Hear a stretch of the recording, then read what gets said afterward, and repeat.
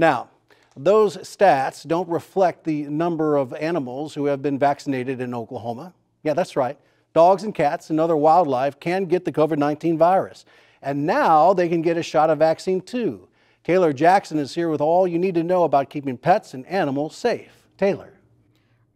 Rich, Oklahoma's two largest zoos are taking steps to keep some of their most prized residents safe from the coronavirus, and it's a job best left to the professionals. The Oklahoma City Zoo administered COVID-19 vaccinations to 40 of their animals considered to be at high risk recently. Dr. Jennifer Diastago is the director of veterinarian services at the Oklahoma City Zoo and says that they were given the okay by the FDA. You know, right now we're focused primarily on cats and primates, particularly our great apes, because we know that those are the species that have contracted COVID and have actually gotten sick from the virus. So we know that they're the most likely to get it. The vaccination is manufactured by Zoetis, an animal drug manufacturing company. This vaccine is specifically for animals, so it's slightly different than the human vaccine. The doses that we're giving to our animals are pretty much the same as what they would be for humans. So for the majority of everybody is getting 1 cc or 1 ml of vaccine. Diastago says they will consider vaccinating the rest of the animals in the near future.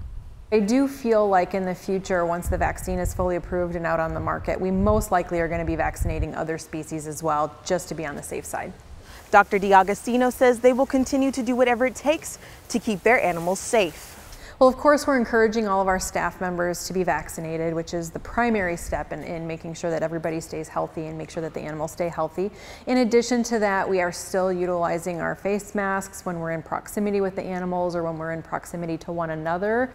While zoos are administering vaccines, don't expect to see the vaccine in the veterinarian office anytime soon. Experts say the chance of your pet catching the virus is very slim.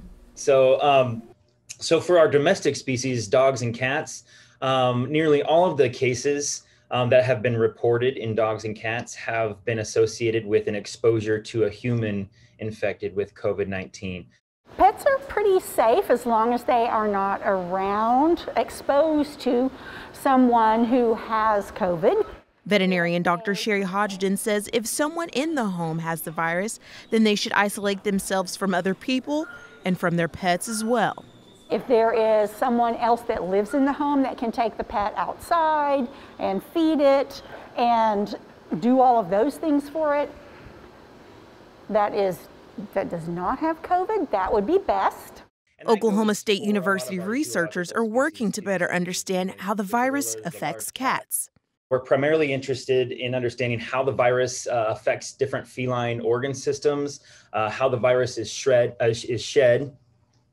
during infection, and the role of comorbidities during the development of severe disease. Dr. Craig Miller is the assistant professor and the co-director of the Immunopathology Core Laboratory at OSU. He says cats frequently have the same comorbidities that aggravate COVID-19 in humans. And studying how the virus affects these comorbidities in cats can actually help us understand how they affect humans.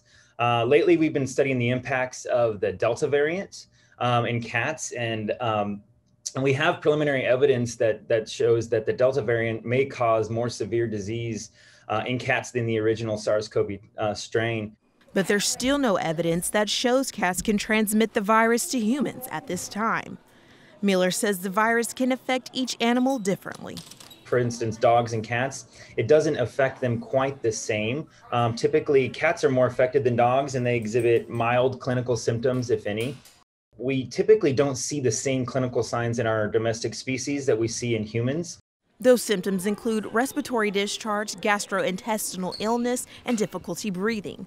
Although, like some humans, animals tend to be asymptomatic. If your pet does show symptoms, it is recommended that you take them to your veterinarian. Even if no one in the family has COVID, there's still something happening with that pet, and it should be examined by a veterinarian as soon as possible. Interestingly, there are signs of COVID-19 in Oklahoma's deer population. A sampling revealed some of the herds has COVID antibodies, meaning that at some point the animal was exposed. We currently don't know the status of the disease in this deer population, how they got it, But right now, the risk of transmission from wildlife or from deer to humans is considered relatively low, very low. Miller says so far there's no evidence showing consuming meat from a deer with COVID spreads the virus to humans.